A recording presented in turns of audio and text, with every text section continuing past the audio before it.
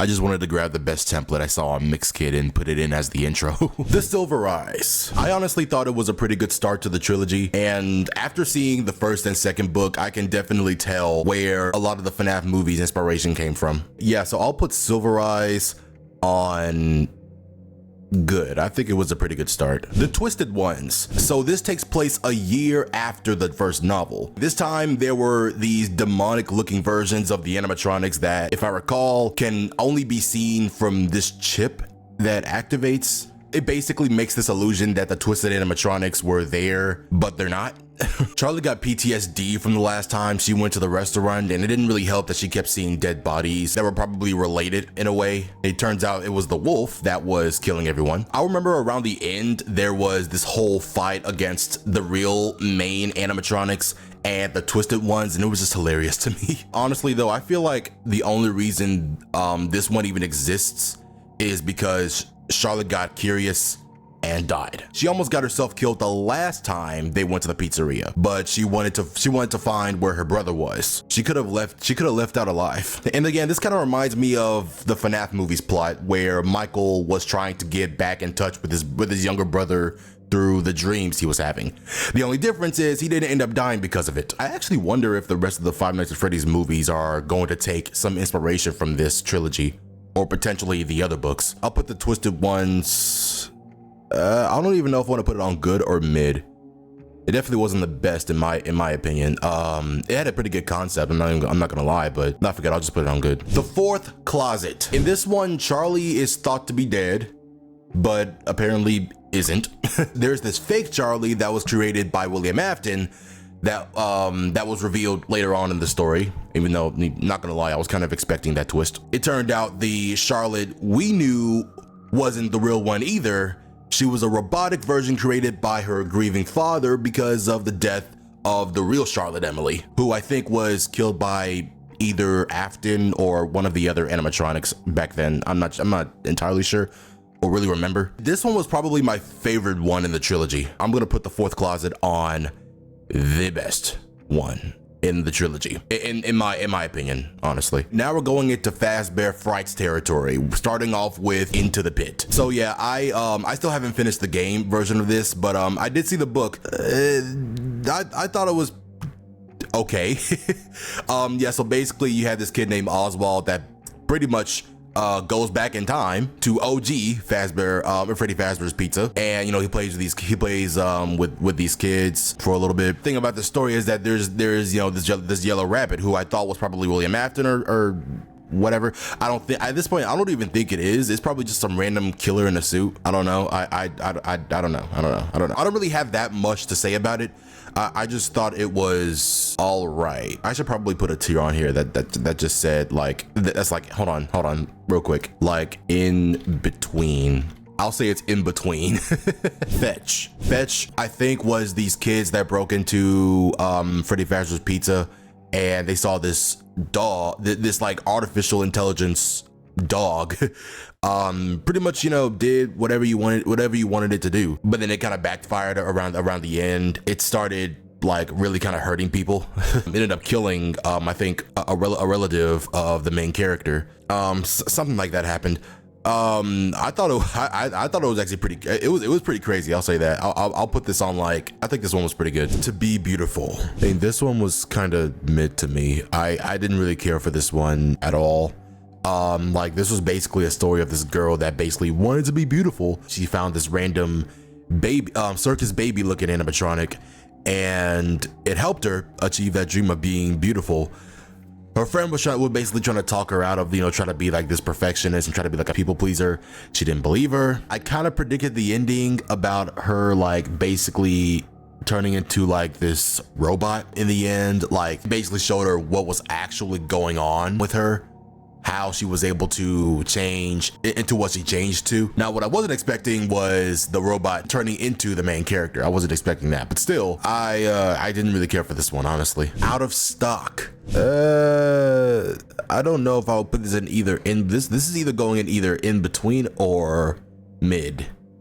I don't. Also, I just realized what was the point of having in between good and mid if mez right there, because mez kind of the whole don't know, it just kind of defeats the purpose. I don't know. I think I'd probably put this on mid too, honestly. It was basically about like these 3 kids going into a mall to get this plush trap thing. I think it was plush trap actually. It was out of stock around the time they got there, and they saw one just randomly sitting out, so they stole that one. I mean, he paid, but it wasn't for sale, so he stole it really. But either way, he took it home. It ended up causing a lot of problems, and he ended up, you know, just killing it. I don't know. I honestly, like, I don't really remember much from this other than, you know, just that. Yeah, it was kind of a weird story, especially the art. I did not care for the art style at all. It actually looked very distorted. Room for one more. So this was like the first book in the Fazbear Frights series that I've read where the main character is actually a security guard and not just some random teenagers. I also kind of predicted the ending in this one. I'll put this in between, by the way. But I actually kind of predicted the ending here about the mini arenas going inside the guy's mouth. Yeah, it was kind of weird, but I predicted it. The thing is though, like, the guy was pretty laid back and depressed because his girl left him, kind of for a dumb reason. But yeah, he kept letting himself go while, you know, every day at that warehouse job he would sleep and a whole bunch of mini arenas would just crawl inside of him. That sounds so weird, but yeah, that's pretty much what happened. I'll put this in between though. The new kid. Okay, immediately putting this on meh. I did not care for this whatsoever. And also it just felt like it was dragged on for so long. Like it was the longest one that I looked at in the novel series so far. It felt like it was so dragged on though, because like it took like I don't even know how many pages of the story to actually be about Freddy's. Like I don't know, like I just didn't really care for the whole story, to be honest. Like, and honestly, the main character in there was just so stupid, I swear. he got like around the end, he got his friend killed. Also, by the way, I was wearing, I know I wasn't wearing headphones like a second ago, and I'm just wearing headphones. I had to listen to something real quick. But yeah, anyway, he basically got his friend killed unintentionally, and he was having I forgot what their names even were, but the main character's friend, so okay, first off, what happened if you don't know? One of the main character's friends got spring locked. That's why I'm saying it was kind of stupid, because like, and the thing is, the main character's friend, he knew that the costume was old. It was like a Golden Freddy type costume. He knew the costume was old and still went inside it for some reason. I don't know. And the thing is, like, the main character wanted, you know, to keep him in there, I guess as a prank, so then, you know, he and, you know, his other friend can leave him. Honestly, that was just kind of stupid, really. Because first off, the thing is, I don't even know why he got it in anyway. If he knew that it was kind of an old suit, you know, if you got it in, it could literally kill you. I don't know. But then again, it didn't really kill him. I think, I don't know. Around the end of the story, I don't know. I don't really know how to explain much of this. It wasn't, I didn't really like it that much. Why is D even there? Hold on. 1:38 a.m. So this one was more of a psychological type horror than, you know, what the other books have demonstrated here. This one was like about this girl named Delilah, I think that's her name. And, you know, she went to a yard sale and she got this doll that was manufactured by Fazbear Entertainment, and you can probably tell where this is going. The doll's haunted, apparently. Things end up getting rough for her later on. She'll have these, I think it was like hallucinations or something, that the doll was after her when it really wasn't. The way how it ended was just, I don't know, it felt pretty anticlimactic to me personally. I would actually put this story on mid. In my honest opinion, I didn't really care for this book that much. It wasn't entirely bad. I specifically just did not care for it at all. Step Closer. This one was a little better to me. The main character of this book was basically dealing with a lot of coincidences happening to him. Basically, it had to do with Foxy, as you could see in the cover, but like over the book, it pretty much gives clues on what's going to happen to him. he ends up dying in the end. He ends up getting killed in the end by a truck. He had a little brother who would tease a lot. And, you know, one time, actually in the beginning of the story, he had, basically, you know, used Foxy to scare him, even though he was out of order, which, I mean, when is he not? And yeah, I didn't really care too much for this one either. Well, I liked it better than 138, than 135 AM. I'll say that. I'll actually put this on in between. I thought it was pretty good overall. I just didn't think it was one of my favorites. Fazbear Frights, gem with me. I think this was like the only Fazbear Frights book where there was actually a pretty decent ending to it. So I'll give Scott credit for that. Overall though, I'm gonna put this one also in between. I did not really care too much. Okay, I'm not gonna say I didn't care for it. I just yeah, I'll put this one in between. It basically deals with these two people named, I think, Casey and Jack, where they're basically thieves. They pickpocket. Pickpocket? What is it called? Well, one of the things that Casey stole were these glasses that let her see Ballora. Like every time she put on the glasses, it felt like Ballora was like coming close to her or something. I guess trying to grab her and maybe kill her. I don't know. I guess this kind of felt more like a psychological one, much like 135 AM, but less. But it's less about, I guess, hallucinations from the mind and more about hallucinations based on the glasses she put on. I'm not sure if this is making sense at all, but around the end, she ends up you know, bringing the glasses back to the little girl that she you know stole it from, and also pretty much a couple of the other stuff that she's stolen. So there's that. Yeah, I'm gonna keep it at in between. Fazbear Frights Coming Home. So this one was about Susie, the Susie that William Afton killed, and Samantha. I'm actually surprised with this one that we actually get to see the life of one of the people that of one of the kids that William Afton murdered, like what happened before that and how things were after the murder. She kind of comes back as this ghost that kind of lingers around the house, lingering around Samantha and Chica too. Like Chica is also around in this. Overall, I think I'll give this surprisingly, I'll put this on good. I actually thought it was pretty decent, honestly, in my honest opinion, really. Bunny Call. This was about this father named Bob, where he was trying to take his family out for camping. He didn't want to, but he did it anyway. He didn't really like spending time with his family that much, so trying to prank his family, he orders a bunny call service. And the bunny in question was an animatronic named Ralpho, which began to stalk Bob, you know, throughout the night. He and his family leaves in the end, but and also it even turned out that the bunny call, the person that was doing the bunny call couldn't make it.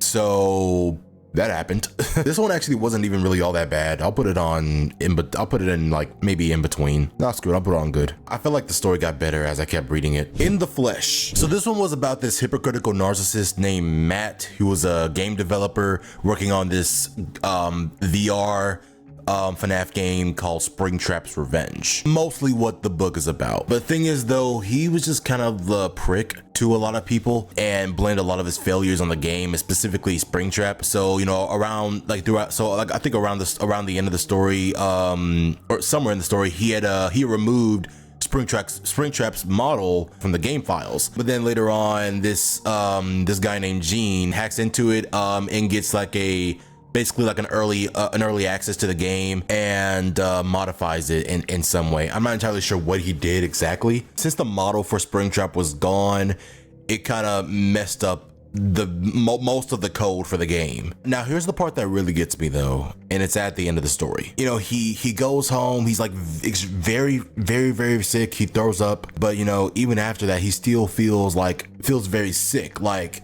it's a virus in him or something. And it comes to the point where the pain is overbearing and he literally feels something inside of his stomach. So he grabs like the biggest knife that he has, the biggest, sharpest knife that he has, cuts open his stomach, and then what comes out of his stomach is like this small infant-sized Springtrap or plush trap, whatever you want to call it. It leaves his stomach, sits Matt's head on its lap, and calls him daddy.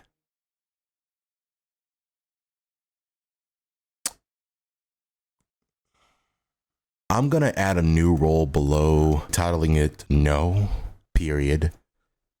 and putting that on there. I have no idea what they were thinking with that story whatsoever. Oh my gosh. I thought the protagonist for the new kid was probably the worst one I've seen, but that ending?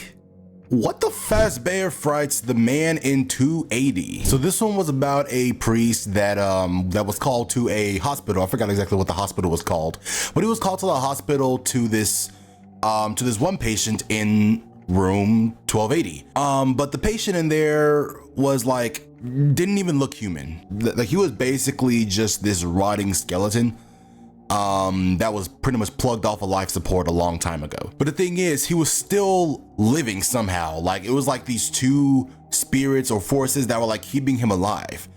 But the thing is, his dying wish was to go to Fazbear Entertainment distribution center, which the priest, wants to take him there, but some of the nurses really wanted to kill the skeleton because they thought it was evil. Thing is though, there is this ghost kid running around the building that the nurses were trying to get rid of, but fatally failed to do so. I'm trying to remember everything that happened right now. I'm not really doing so good at that right now. I do remember it ended with the priest, taking the skeletal body to Fazbear Entertainment distribution center, where he just collapses after being brought inside.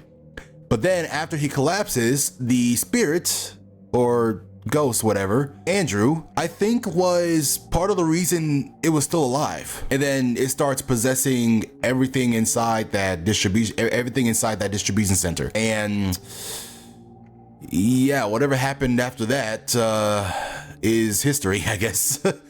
Cause yeah, it didn't really end well. I'll just say that. I'm gonna be honest, this was probably my favorite one. I would put that on best if I actually had it in this tier list. I don't remember not putting that on there. I can't find the picture anywhere. What the heck? I could have sworn I put that on here. Well, if I did, I will put it on best alongside The Fourth Closet. Blackbird. So this was about a short horror film, actually, that was inspired by the horrors of Freddy Fazbear's Pizza, made by these two kids named Sam and Cole. In their school, they were doing like this horror themed film project, and they decided to make a movie that was inspired by Freddy Fazbear's Pizza. But they didn't want to have like the same characters or whatever. So ultimately they came up with Blackbird, where the premise is that the Blackbird would make you basically spill out your deepest, darkest secrets. So the Blackbird will literally come to my room right now and be like, "Tell me your deepest, darkest secret." I used to ship Five Nights at Freddy's characters. You weird as frick. Like, I mean, look, I wasn't even as bad as a lot of them were. I mean, look, at least I wasn't in the My Hero Academia community at the time. Sam is the one that gets to work on the Blackbird suit, and he just thought that the suit looked like just really off-putting. I think I remember like sometime after it was heard that Sam was run over by a train and was supposedly killed with black feathers on the train track. Noel feels like he's being stalked by the Blackbird. Like he has nightmares over Blackbird. It's crazy what it's doing to him. Noel thought the only way to stop Blackbird was to apologize to a person that he used to bully a lot. So he did that, and it turned out his friend Sam was actually okay for the most part.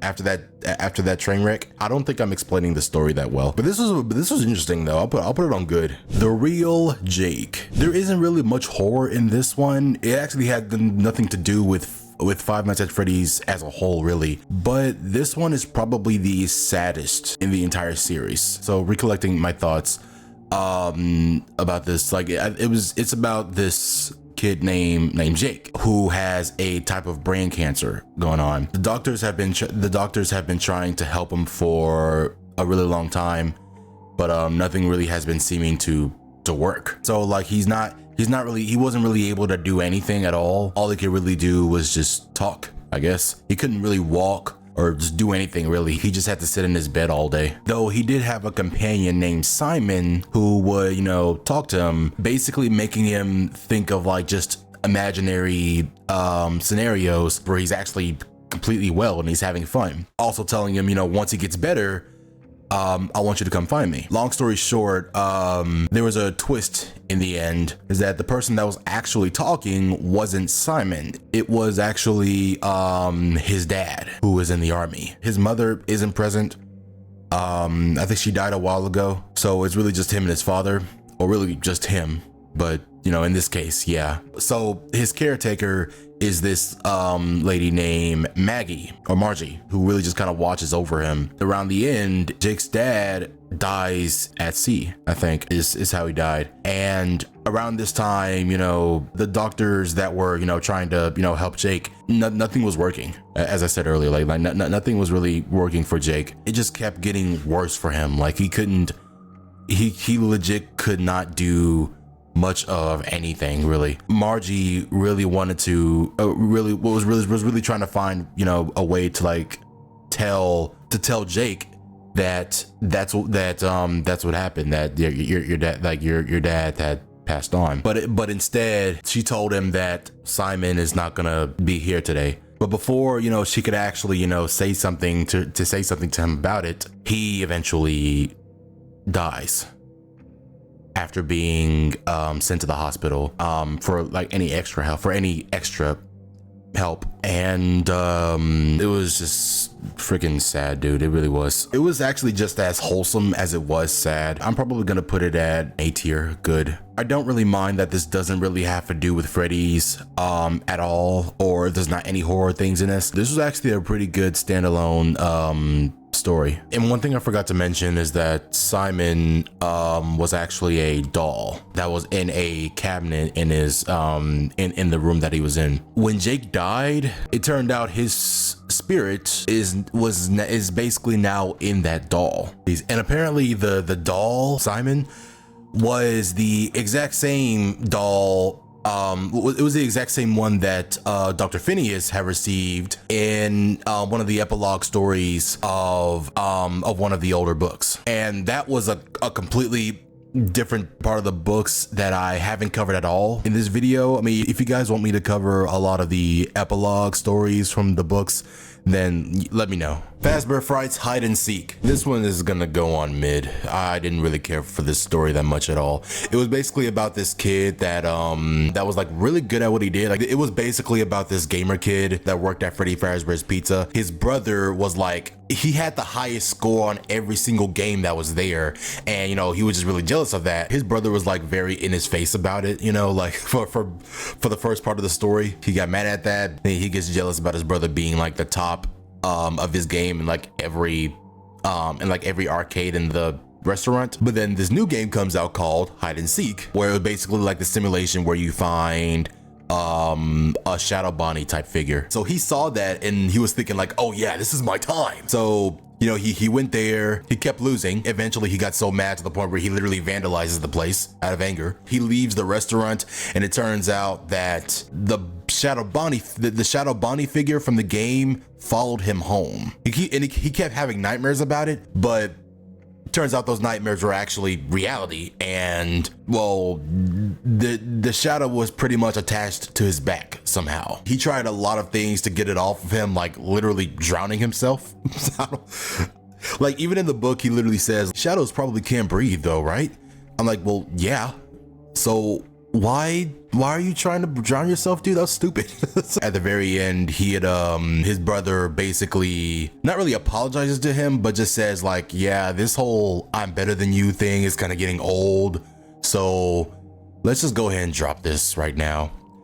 So then I guess that led the main character, whose name is Toby, by the way, and his brother, his name is Connor, but anyway, that led Toby to be like, yeah, you know what? I know how to stop you. I know how to stop you, Shadow Bonnie. I don't care about the game anymore. I don't care about winning anymore. Forget it. And the shadow goes away. So after that, he was like, okay, we're good now.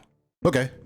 But then literally right after that, he wants to go back to the game and try to beat it again. Literally going back to the whole I'm not a loser mentality, and he gets killed by the shadow. Yeah, that's why it's going on mid. It's just not even really mid. I probably put this on mid, honestly. It was just I didn't even care. The rest of the story was better than that ending. The Cliffs. So The Cliffs is about this father named Robert who's grieving over the death of his wife, and has to take care of his only child. Robert buys his kid this artificial Freddy plush, which would give Robert updates on his kids' activity throughout the story. At first it was helpful, but then one day he went to go get his phone for just a minute and come back outside and his child was missing and he went crazy. The Freddy toy told Robert that the kid was just gone. He calls the police and they try their best to look for him, giving him updates,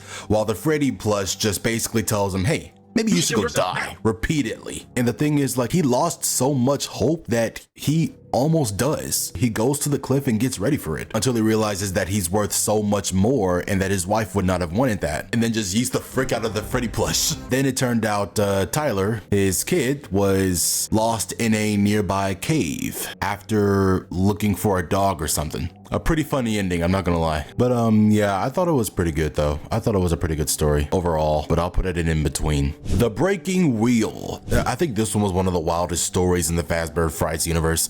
So like, you had this kid named Reed who locked this bully named Julius in this wearable exoskeleton suit that he made for a robotics class, and Reed's friend named Pickle, he also had a robot, but the controller that he had for that robot also controlled Julius's exoskeleton suit. Later on in the story, Pickle lets his little brother play with the controller for his robot. He was making it do these very wacky type moves, but then, you know, Reed wonders like, hold up, wait, earlier the signals from Pickle's controller were connecting to Julius's suit. Is his exoskeleton suit picking up the signals as well? It was. And now Julius looks like this part human, part zombie version of Mangle. He tangles Reed into the suit, and yeah, it was just a very wild story. Oddly, a pretty, would I even put this on A tier? I'll put it on good. Okay, so my phone died around this part of the video, so no face cam for right now. He told him everything. So this was the book that introduced this whole thing called Fazgoo. I swear I heard this so much before, now I know where this crap is from. So what this was about is that this science class had to rip out one of their teeth and put it in the Fazgoo. Chris, the main character, takes out his baby tooth instead of a fresh new one. Honestly, man, I probably would have done the same thing, not gonna lie. You ain't gonna catch me yoinking my teeth out for this crap. But yeah, after Chris uses his baby tooth, the project ends up taking a bad turn. The tooth ends up turning into this clone of him. The Chris clone steals the real Chris's body parts, and the real Chris turns into a whole blob of flesh. So now the cloned Chris assumes he's the real Chris and puts the pile of flesh from the actual Chris in a biohazard bag, gives it to his teacher, and just straight up leaves. Yeah, I didn't like this one. Gumdrop Angel. So there's this 18-year-old girl named Angel whose sister has a birthday party at Freddy's. So yeah, older than I think all of the kids in the past several books I've ranked. Angel hates being at Freddy's. She doesn't really have a good relationship with her family either. Her father abandoned her when she was little. Okay, I'm starting to feel like the Fazbear Frights books are becoming like Disney movies where the parents are dead or absent for some reason. Why is this in almost every book except for like maybe Into the Pit? Wait, the kid from Step Closer also had his dad too.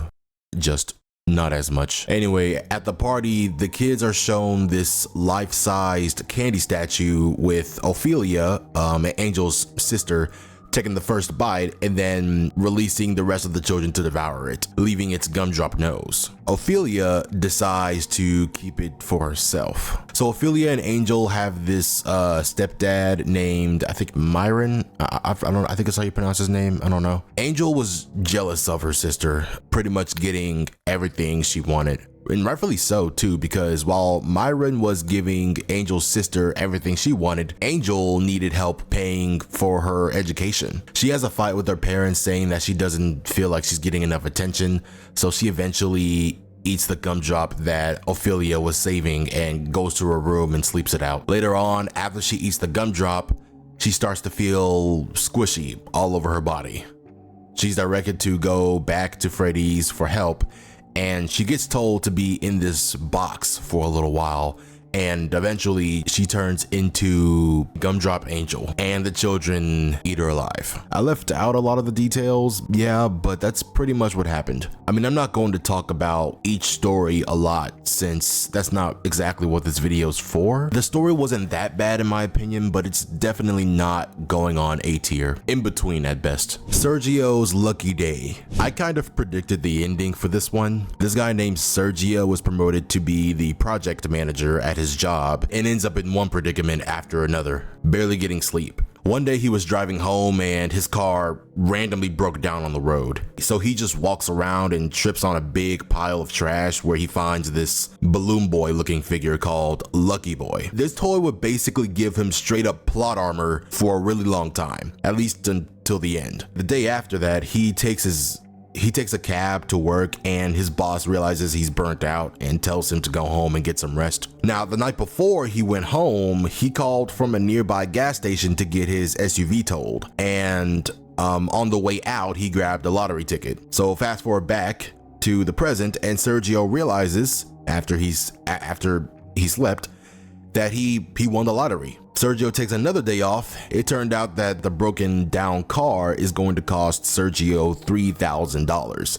But Sergio asks the toy if he should get his original car repaired or get an entirely new flashy car. He decides to just randomly get a new car and even a new watch. Then he later gets a new house. He breaks up with his girlfriend Violet, quits his job and starts his own architecture company, gets a new girlfriend.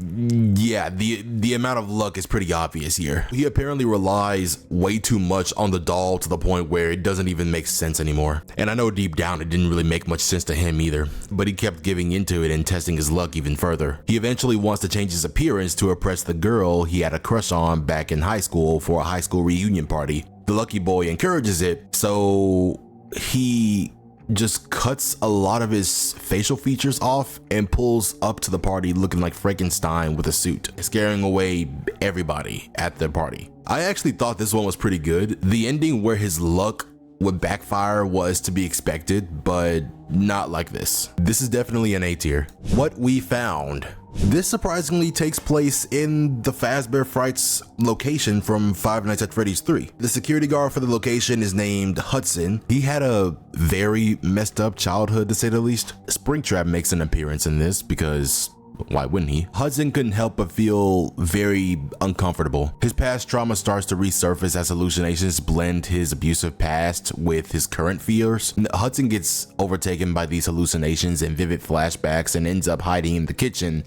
oven where he gets burned alive. I like how they integrate the phantom animatronics in this story. I somewhat enjoyed this, but it's not an A tier though. I'll put this one in between good and mid. The Puppet Carver. Okay, this is the only Fazbear Frights related thing I remember seeing years ago. Not the story, but the cover. There's this guy named Jack who owns this pizzeria playground. The pizzeria isn't bringing in a lot of customers, like it's not really doing well, and that's always angered him. He has these two employees. One of them named Sage is working on a novel called The Puppet Carver, and the other is working on a machine that turns wood into puppets. The machine is based on the novel. The employee that made the machine, named Porter, tries to convince Jack, saying like, hey, this can produce new animatronics at a low cost, and I believe we can really thrive as a business with this invention. This essentially did not go well, and he even fired the two after a malfunction from the machine. So at that point, he's the only one in the establishment.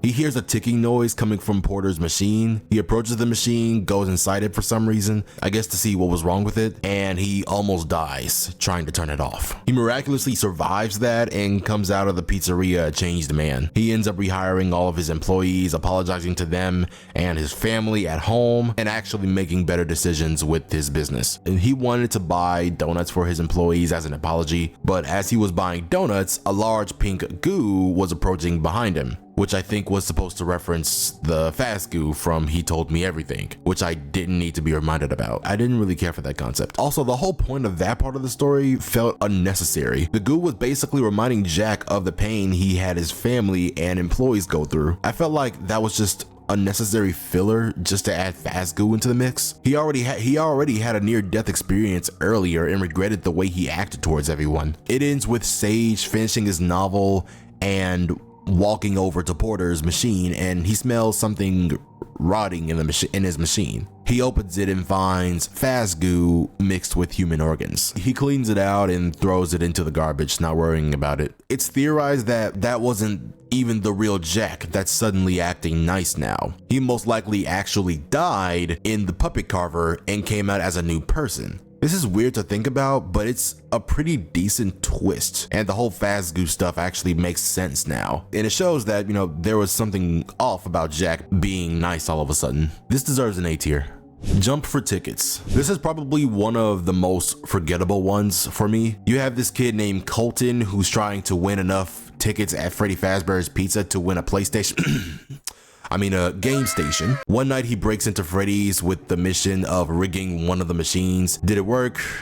No. That one clown animatronic was on to him for most of the plot, and he ended up getting stuck into the machine he was rigging. That pretty much sums up the entire story. I didn't really care for this that much. It's mid at best. Pizza Kit. There's these two girls named Peyton and Marley who go to Freddy Fazbear's Pizza Kit factory for their home economics class. Marley leaves the group to go explore other parts of the factory. Peyton joins her but is trying to tell her to go back to the group, but Marley assures Peyton that the factory has safety regulations to prevent anything from happening to them, and jumps into a large vat of boiling pizza sauce to prove it, even though there was clearly a sign that warned her not to do that.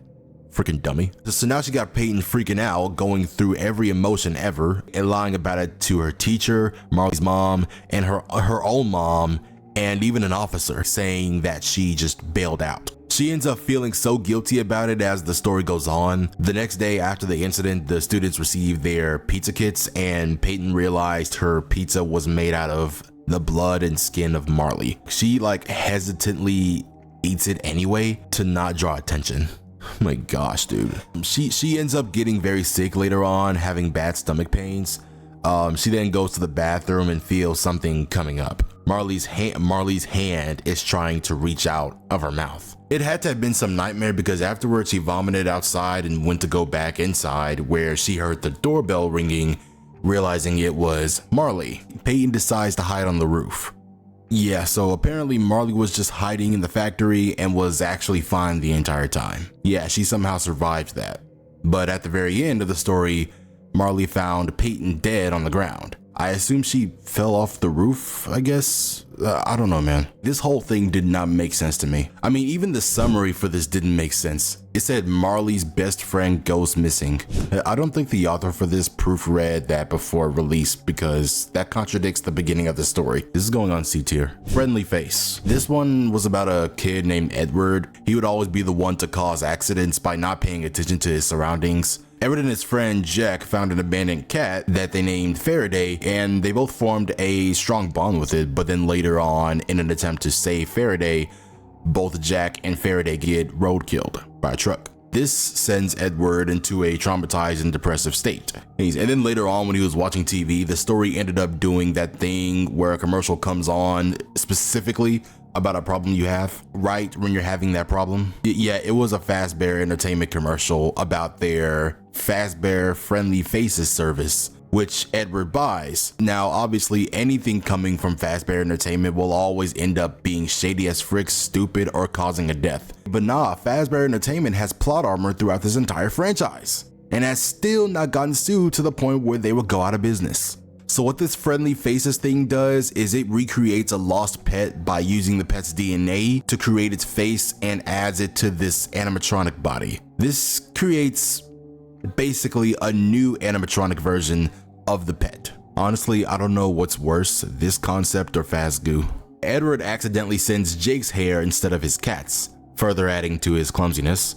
And Edward doesn't realize this until he finally gets the animatronic cat and it has Jake's face on it. It does nothing but smile and stalk him everywhere he goes. He gets so stressed out about it that he runs away, and not paying attention, he too gets hit by truck cunning. The Friendly Face animatronic wasn't even really evil. He was just trying to play with Edward. I also couldn't get over the fact that Fazbear Entertainment is just making humanoid animatronics. They have their own pizza factories, the artificial goo that fully recreates people, a mega Pizzaplex. I wouldn't be surprised if Fazbear Entertainment in 50 years just starts making space stations. Wait, there was actually a fan game about that. Friendly Phrases is going in between. Sea Bonnies. There are these two kids named Rory and Mott. What kind of freaking name is Mott? Rory had these sea monkeys that were genetically engineered to resemble Bonnies. The Sea Bonnies constantly screw with Matt over the book, and eventually a goldfish he eventually flushes the Sea Bonnies down the toilet, goes to eat dinner, drinks some water, and suddenly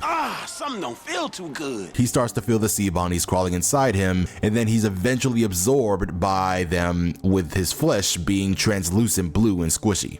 Okay, we've seen endings like this more than once in the series, and it's getting repetitive as frick. I didn't care too much for this story, so C tier. Together forever, the thumbs. I don't know the rest of the lyrics. These two girls named Brittany and Jessica are annoyed by these other girls. I think these are like some new kids at a school at their school named Mindy and Cindy. Brittany and Jessica would constantly insult the girls, but they would always ignore them. So they got mad about that and wanted payback. So they're all in this robotics class, and they're all given animatronics to fix up. Jessica and Brittany were assigned this character called Rosie, a spring-locked suit designed as a large pig. It had two modes, suit mode and animatronic mode. Suit mode is so anyone can get inside it and wear it as a suit, and the animatronic for spring locks. Its stomach hatch had a lot of space in it, so the girls were jokingly suggesting they should put Cindy and Mindy inside of it as a prank. Spoiler warning, it didn't work, and it ended horribly. They both accidentally got themselves in the suit, and they were killed by the spring locks. Okay, that's like the second or third time the story ends with a person getting spring locked. This is also C tier. Prankster. So this game development company was paid by Fazbear Entertainment to make a VR game based off of their brand. I assume that the game that they wanted them to make was Help Wanted. There were three employees, Jeremiah, Hope, and Parker. Now later on they have this birthday party for Jeremiah, but he realizes they're not present. So then there's this voice on the loudspeaker talking about Parker and Hope being held hostage, and he has to solve these riddles in 30 minutes or something bad happens to them. So, after he goes through all the riddles and everything, around the end, he finds an old TV connected to a VCR. He plays the recording of Parker and Hope in a room full of knives laughing. And it ends with Jeremiah hearing knocks on a closet door, which begins opening slowly. That's pretty much it. Like, I guess it was just up for interpretation. I assume they killed him or something. I don't know. Overall, I thought this was okay. This is going in between. Kids at play. So you have this reckless and carefree guy named Joel. One day when he was driving, he bumped a sign on the road that said kids at play. He ignores it and later hits something else on the road. It so happened to be a kid that he hit, and the kid fell into a ditch. He felt a lot of guilt throughout the story, traumatized that he just collided with a child. There ends up being way more kids at play signs everywhere around his neighborhood and police searching for the kid. At the end of the story, Joel is lifted from his bed and walks to the ditch where the body of the child he hit is to face what he did. And then randomly his limbs, eyes, and skin just start falling off of his body, and his body just crumbles. I didn't really understand that part. The kid is then found by the police, and the kid somehow survives. This actually wasn't really that bad of a story, just not my favorite out of the whole book. This gets a B tier at best. Find Player 2. Now for what was supposed to be the last story of the Fazbear Frights saga. Two girls named Amy and Mary Jo, they're both playing at this hiding maze at Freddy's when this guy, who later in the story is named Emmett Tucker, is watching them. Amy thought she was about to get kidnapped, so she left the pizzeria and left Mary inside for some reason. 10 years later, yeah, there's like a big time skip. Amy feels very guilty about the situation and goes to confront Emmett Tucker, who was supposedly framed for kidnapping when he didn't do anything wrong. He was simply looking for his daughter at the time. So she goes back to the hiding maze game at Freddy's. Turns out the pizzeria was shut down sometime after she initially left and renovated it to this new place. She finds that the maze is still intact and the game is still in process somehow. She then finds that Mary Jo was still in there, now dead after being locked in there for 10 years straight. Amy tries to leave the place, but then the door gets locked shut. She tries screaming for help, but no one hears her. My biggest problems with this are, why did Amy just straight up leave Mary Jo? Why was Mary Jo's parents not looking for her? Or at least it just didn't say that in the book. And why did the establishment not check to see if everybody was out before closing down? Further to my point, how is this company still running despite its recklessness? Who's even running it? I mean, I know it's a pizzeria chain, so it's not like it's Henry or William running every single one. It might just be some other guy running this specific one, but still, like I swear, it's like this curse for every single Freddy Fazbear's Pizzeria. Like it just has these very reckless, unthoughtful management teams. It's crazy. Other than that, pretty solid overall.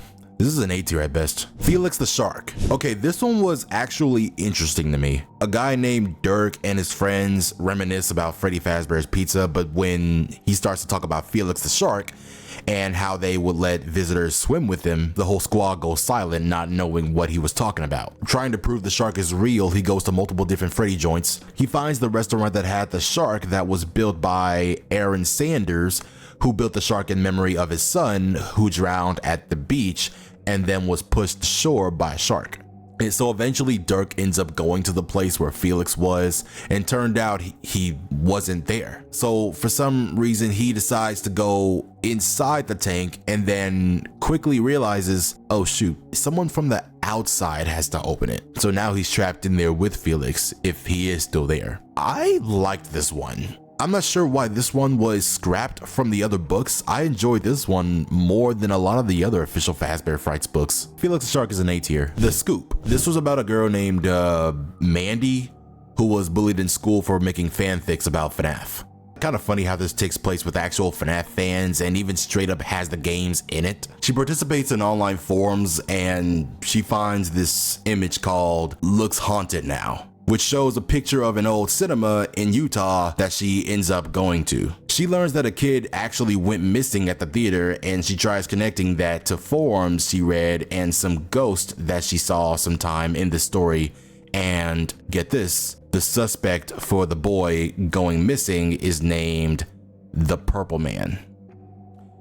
Yeah, you can't get more Five Nights at Freddy's than this, am I right? Basically, she was thinking that the lore for FNAF was based on something that actually happened. I feel like this is Fazbear Frights' adaptation to what a lot of people were doing in the FNAF community back then with the fake images of Freddy Fazbear's Pizza and the Chuck E. Cheese connections and all that stuff. Mandy and her online friend, Lindy, who was also in Utah, met up to go investigate the situation at the old cinema and talk to someone who knew about the disappearance. The victim's name was Stevie Robbins, by the way. He would always hide from his parents, and one day they couldn't find him and they assumed he was kidnapped.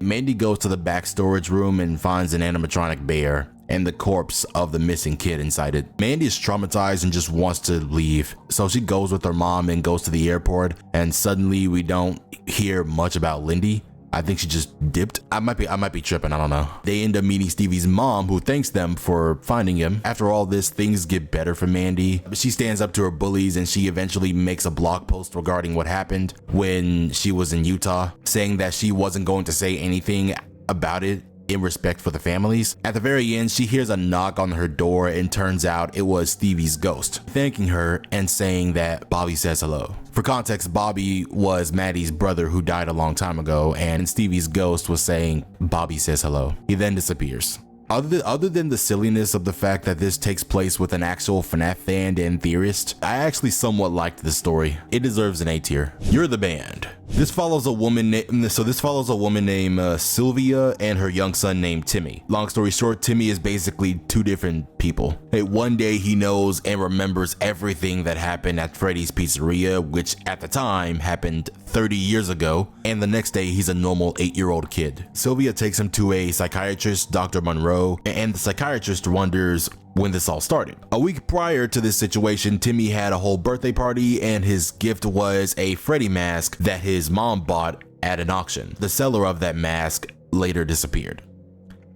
And ever since then, Timmy's been acting like he has two different personalities. There's also the shadow creature that Timmy kept talking to. At that point, they end up going to his grandparents' house. Timmy sees a knife that his grandpa uses to cut steak, and that sets him off. Like, he starts trying to get to the knife, saying he needs to protect the others. That was definitely not Timmy speaking. That was his alter ego. A little bit after, this guy named Mike makes an appearance, suspecting that the Freddy mask from earlier was stolen from the pizzeria a few weeks ago. My only question for that was, Michael Afton or Schmidt? Because they were both security guards, if I recall. Also, the mask was too heavy to be considered just a mask, because it turns out the mask was a whole animatronic head. Mike wants to take the mask back, so they all go to Freddy's. Timmy's on the stage with Bonnie and Chica. Sylvia runs to the stage, and then the puppet comes out of nowhere and grabs her. Mike tries to save her, but Sylvia needs him to go to Timmy, in which he goes to him and puts the Freddy mask on him. The Freddy mask starts to glow, and then he yanks it off. The puppet then leaves, letting go of Sylvia, and Freddy Fazbear takes his place on the stage again with his head returned to his body. On the way home, Mike explains his theory that something was alive in the mask, and whatever it was, it entered Timmy when he put it on. And we can take a wild guess that it was likely the soul of Gabriel, who possesses Freddy in the mainline games. Mike wants them to promise to keep everything a secret, and they do. And the story ends. Hey, this is probably the only book out of the entirety of Fazbear Frights where I liked all 3 stories, and it so happened to be the scrapped stories. What the heck? This one wasn't the best, but it's also not fully A tier, but I don't want to put it in between, so that's good. I'll put it in A tier anyway. And that concludes the Fazbear Frights books. Now to tackle the next saga, Tales from the Pizzaplex. Yeah, they actually made books based on Security Breach. I don't want this video to be as long as my previous video, so I'm just going to give my opinions on this instead of a long summary. Hey, this is Jad from the future. He ends up not doing this, and he just carries on with how he's been doing it throughout this entire video. So Tales from the Pizzaplex, Frailty. So this one has nothing to do with the Pizzaplex at all. It's more so about a girl named Jessica trying to make up for her past wrongdoings to become a doctor and scraping silver from her heart-shaped silver pendant to heal people. I think she was also even able to bring people back from the dead with that method. However, the more she uses it, the more frail she becomes. I thought it was a pretty strange concept at first, but in retrospect, the book was okay. It's a solid in between. Lally's Game. So this one actually somewhat involves the Pizzaplex. One of the characters, I think his name was Cade, had a childhood obsession with a Pizzaplex attraction called Lally's Game. It was a robot that kids could play with. I think he stole the robot a very long time ago and kept it in a box. And throughout the story, it was stalking him and his girlfriend. I don't remember a lot of the specifics about what happened, but I just remember thinking that the story was just alright. I'll put this one on in between too. Under Construction. This one was wild. So I think this one was actually, this one actually takes place in the location. You have this girl named Maya who sneaks into an AR attraction that's under construction. It was supposed to simulate a perfect birthday party with Maya's friends and family. But then afterwards, suddenly everyone has cancer. Yeah, pretty random, huh? There are also these jelly-looking figures that appear and roam everywhere, and while all of this stuff is happening, Maya is still in the simulation. I'm not sure how this works or what time period this is even in. Maya being trapped in the Matrix and the world is dying and being overtaken by these pre-rendered lifeless figures is a pretty neat concept. I personally thought the way it was executed here was decent. This is going to be another in between. Help Wanted. The main character, Steve, was approached by this agent who worked for Fazbear Entertainment. The agent wanted him to basically make the FNAF games and be sent home to a luxurious home to make them. But Steve declined because that would mean leaving behind his girlfriend, Amanda. But he ends up leaving Amanda anyway for this girl named Victoria. Freaking simp. He then passes out and wakes up with Victoria and her kids, trying to make this illusion that they've been married for a long time and that he had gotten memory loss after a car crash. Steve is just fine with this. Pretty weird concept, not gonna lie, but I somewhat enjoyed this one. This will be a in-between. H.A.P.S, which stands for Help Automated Pipe Protection Server.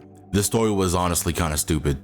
Long story short, these kids went to an attraction in Freddy Fazbear's Pizzaplex. They started tampering with the H.A.P.S animatronic and they got screwed over for it. One of them actually dying. I hate to say it, but they kind of deserve that crap. Like, that's pretty much the main plot of the story. C tier. B7. Basically, this kid named Billy gets heavily inspired by the animatronics and he believes he is one too. He has this belief that he's an animatronic for most of his life. Keeping this belief up for so long has ruined his life, but he doesn't really realize it until later on in the story. It came to the point where he paid for a surgery to remove some of his limbs and replace them with prosthetics. And then he says some crap like, "I am no longer Billy.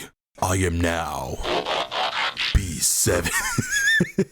I love this book. He breaks out of this delusion later on in the story and realizes he wasted most of his life up to that point and just goes to the junkyard and gets himself crushed. This is a very solid story. B7 is an A tier. Somniphobia. So somniphobia is the fear of falling asleep.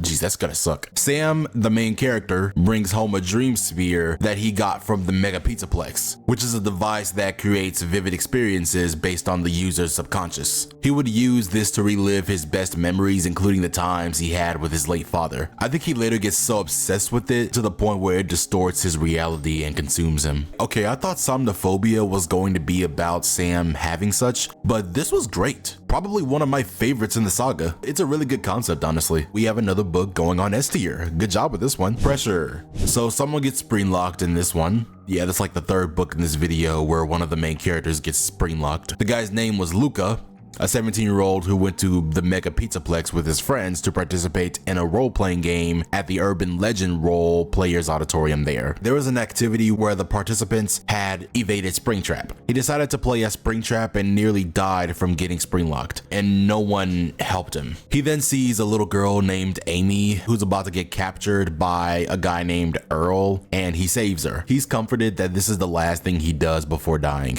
This one's an in-between for me. Cleithrophobia. Cleithrophobia, I think that's how you pronounce it. How do you pronounce that? This is about a Pizzaplex technician named Grady, whose childhood trauma resulted in him having Cleithrophobia, which is a fear of no escape and being trapped. He performs safety checks alone on Bellora's attraction. Yeah, there are 2 stories about Bellora in this video. Grady ends up getting stuck inside the narrow tubes of the attraction and Bellora tries to force him out of there, which ends horribly. His co-workers didn't want to report it out of fear of the repercussions of Fazbear Entertainment. I didn't really care for this story much, but I did like the main character for trying to fix the narrow tube so children wouldn't experience what he experienced as a child. This one is an in-between for me. Tales from the Pizzaplex, Submechaniphobia. Okay, there's a lot of phobias I'm learning about here. This is the fear of submerged man-made mechanical objects underwater. Our main character is a 19-year-old named Caden who has this phobia and he's a technician. Yeah, man, if that's your phobia, should you really be choosing that field? I mean, if you're taking that to overcome that fear, then sure, I guess. He originally got the phobia from losing his parents at sea. He works at Freddy's Fantasy Water Park. Wait, they have a water park now? To support his grandmother with Alzheimer's. He manages the park's animatronics. He finds a child's shoe inside of him and later finds a finger bone. He learns about the disappearance of a kid named Jason here from over 20 years ago. Apparently his boss was involved in a cover-up regarding that. Caden ends up finding the kid, confronts his boss about it, and a new guy named Roy buys the place and changes it to Roy's Fantasy Water Park and offers to keep Caden working there. This wasn't the best, but it wasn't that bad of a story. I'm glad it got a happy ending, though I didn't care too much for it, so it's going on B tier. Animatronic Apocalypse. A 6th grader named Robbie Wilson is in this Fazbear fan club, which creates a game called Animatronic Apocalypse. When the club president, Jason, moves away, a girl named Sabrina becomes the new president, making new strict rules. The activities they do become so disturbing to the point where he gets the police involved and later confronts his former principal, Mr. Rayner. After discovering the club members literally buried in dirt and participating participating in these weird rituals. Robbie seeks help from the police, but they dismiss his claims. He later confronts Mr. Rayner, the former principal, who has taken on a more sinister role, which leads to a more violent confrontation. After all the chaos has been solved, Sabrina ends up moving schools, Mr. Rayner leaves, a new principal is hired, and Robbie tries to revitalize the club. I didn't really care for this story in my honest opinion, especially compared to the other ones I've seen. This is going in B tier. Bobbiedots Part 1. You have the security guard named Abe at the Mega Pizzaplex. He's pretty much broke, so he sleeps in the Pizzaplex. He receives a promotion to be a Team 2 leader and then manipulates the system to claim an off-limits apartment in the Fazbear Tower, where he's met with these things called Bobbiedots. He trains a new security guard for his previous role. The Bobbiedots were shown to be helpful to Abe, but they ended up not being so helpful. This was also kind of a B tier story for me. Well, actually, no, I'll put it in between. Also, now they have a 40-story Fazbear Tower. I'm telling you, Fazbear Frights has everything. GGY. So I think Gregory was in this one, though in this story, his name was Greg for short. This guy named Tony wants to investigate a player named GGY who had the top score in every game in the Pizzaplex. The player also had a modified play pass functioning as a security badge, which allowed him to access the places in the Pizzaplex after hours. It was even found out that the player also altered the code of the animatronics to secretly control them after noticing strange behavior from Glamrock Freddy. Yeah, this book is pretty much about Gregory. I was thinking this story was like pre-security breach. It was also said that he lured in some school counselors to the Pizzaplex and they haven't been seen since. Tony was trying to connect GGY to the missing counselors and ended up making a story about it for his class. But then this guy named Rab rewrites it to something silly. Tony then ends up getting framed for something he supposedly didn't do, and Rab makes up for it by inviting him to hang out with him and some other people at the Pizzaplex, which he agrees despite everything he's uncovered about it.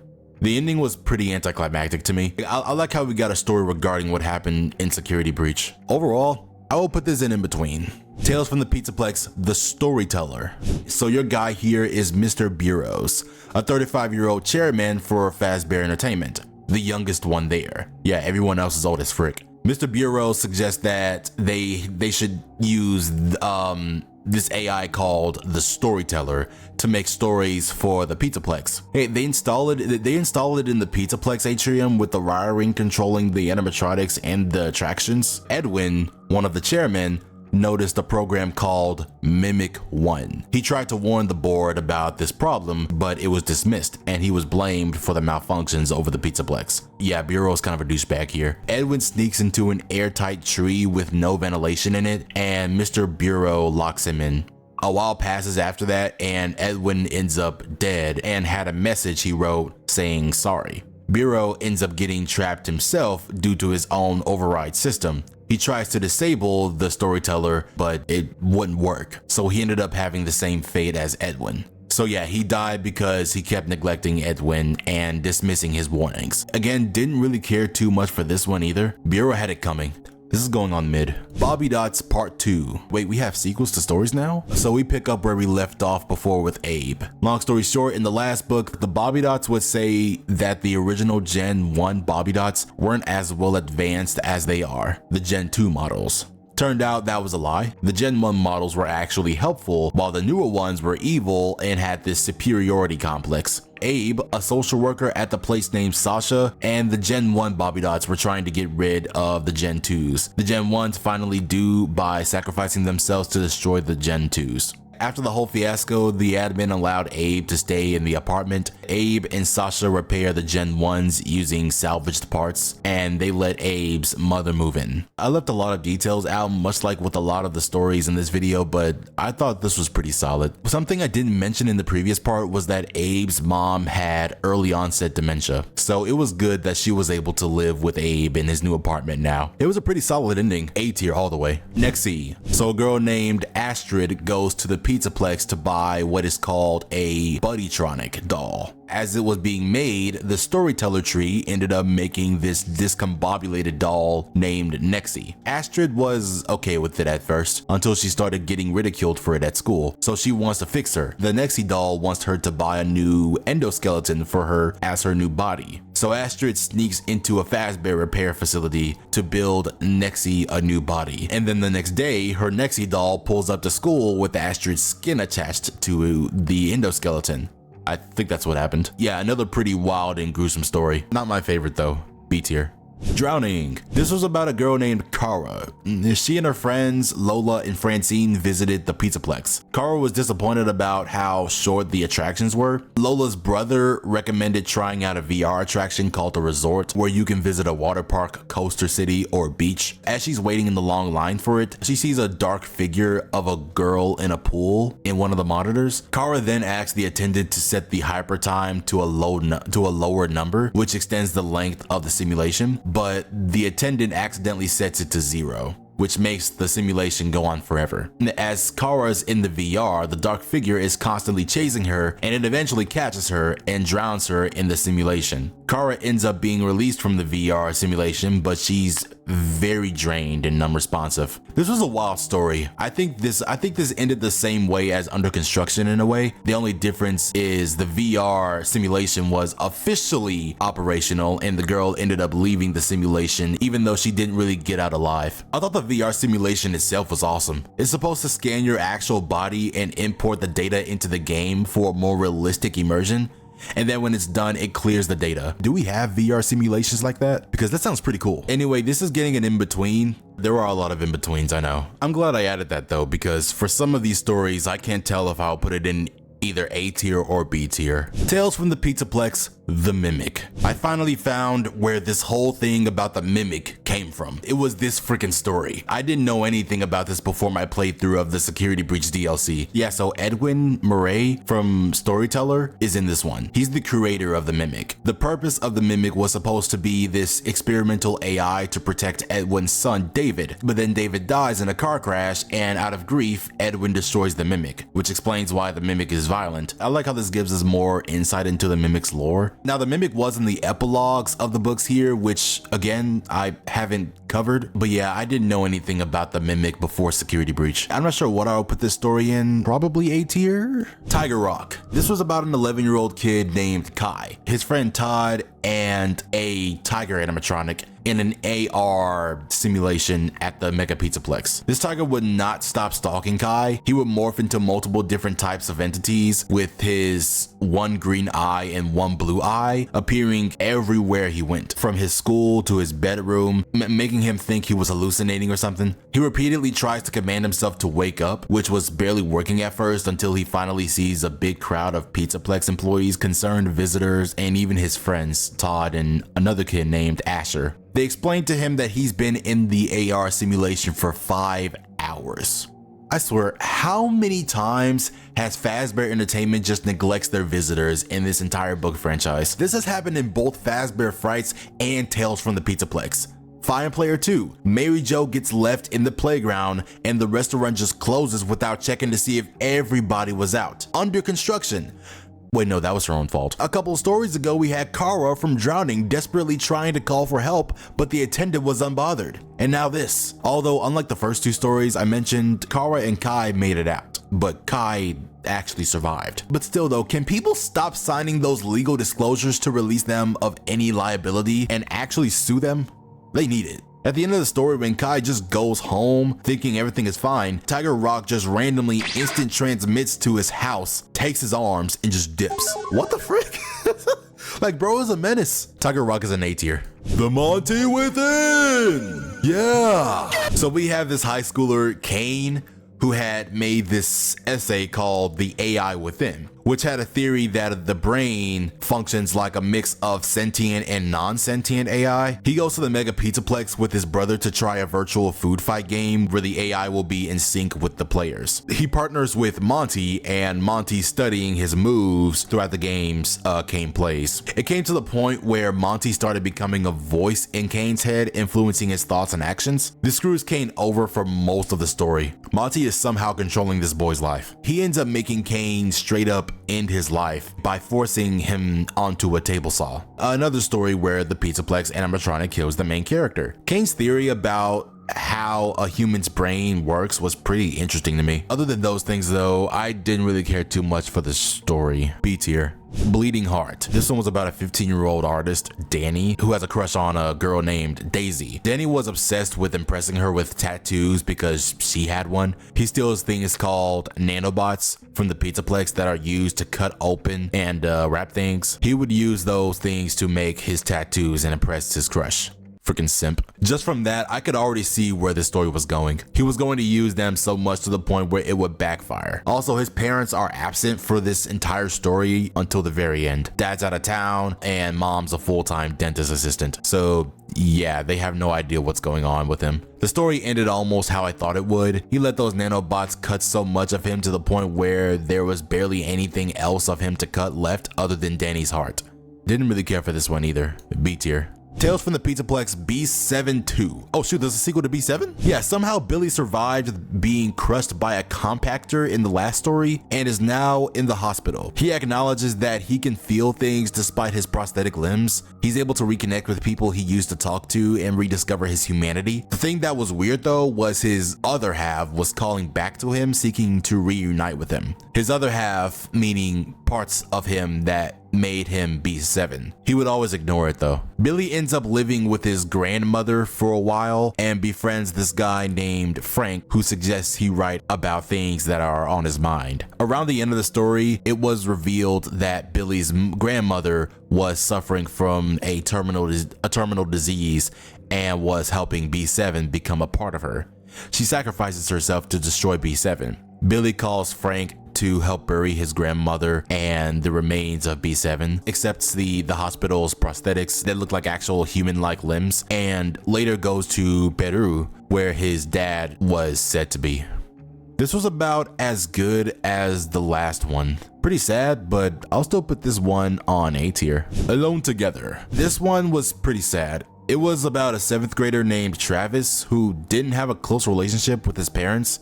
Her mother left his family and his father grew distant from him. He was really into woodworking, working on a mechanical Turk that resembled the daycare attendant's son form. Travis was lonely, but he thought a ghost was haunting him after his grandma claimed he might be after a dream he had told her about. He also befriends a girl named Marissa. Travis thinks he's being haunted by someone who attended his school before, but it turned out he was the ghost the entire time and didn't realize that until memories started resurfacing. When he was alive and his parents were together, he did build the mechanical Turk to impress them. But while testing it out, he locked himself in a cabinet and suffocated to death. It turned out his grandma was also a ghost. She died sometime after. Marissa actually feared Travis, but she could see him the whole time. Realizing this, Travis goes to reunite with his body, feeling that he won't ever be alone again. Surprisingly, I thought this story was pretty solid. I think this was the first story in a while that didn't have to do with going to the Mega Pizzaplex. It had a sad but pretty wholesome ending. I'll put it in between.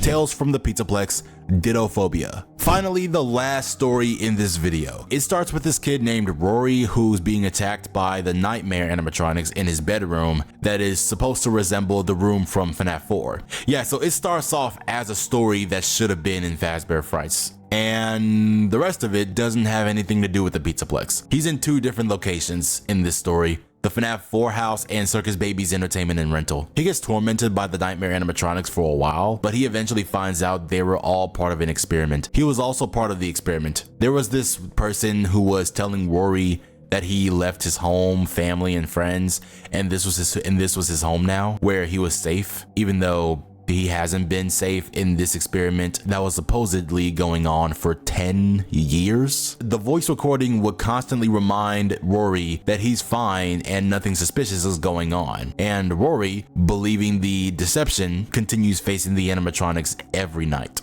Yeah, bro is living in FNAF 4 forever. Yeah, so this story apparently had nothing to do with the Pizzaplex whatsoever. I mean, a couple of stories in this series didn't regard the Pizzaplex much, but this one doesn't even feel like it takes place during the security breach era. This kind of feels like something Scott wanted to make for Fazbear Frights but forgot. I also forgot to mention that there was this gas in the story coming from this old machine that was being used, which was the reason for his hallucinations. This was okay. At first I didn't care for this, but in hindsight, if I had an in-between for B and C tier, I would put this story there. But for now, this is going in... Actually, you know what? This is going in between A and B. The story here is interesting, but I just don't see how this has any relation to the Pizzaplex. Other than that, not bad. And we are done with this tier list. I'm sorry this part took so long for me to make. I have pretty mixed opinions overall with the books of the franchise here, but I'm glad I was finally able to read over them. I remember back in 2016, I would always see the cover for the silver eyes around the community, and I was like, wait, Scott made books? Low-key, I feel like I liked the Tales from the Pizzaplex books more than a lot of the Fazbear Frights books. Overall though, I don't really see myself revisiting a lot of the books. Well, unless a lot of them get graphic novel adaptations, which they will in the future. There are a lot of arguments about the stories being canon to FNAF's lore or not. I think Scott confirmed that they mostly were. The books just had different continuities. Whew. Okay, camera's working now. Anyway, thank you so much for watching. Subscribe if you enjoyed. And if I don't make another video before the 31st or on the 31st, I will see you guys in 2025. Take care.